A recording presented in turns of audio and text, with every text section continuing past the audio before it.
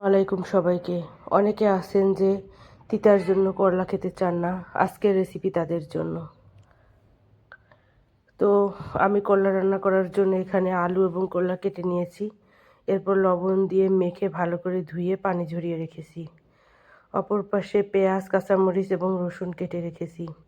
চুলায় কড়াই বসিয়ে কড়াই গরম হলে তাতে দিয়ে দিব তেল।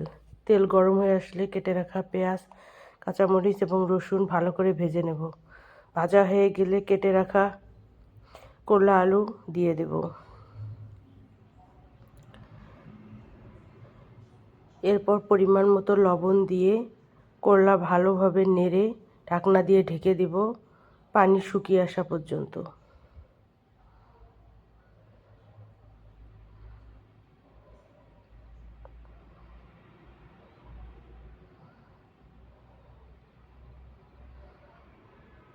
পানি শুকিয়ে আসলে ঢাকনা উঠিয়ে হালকা নেড়ে দিয়ে দিব পরিমাণ মতো হলুদ।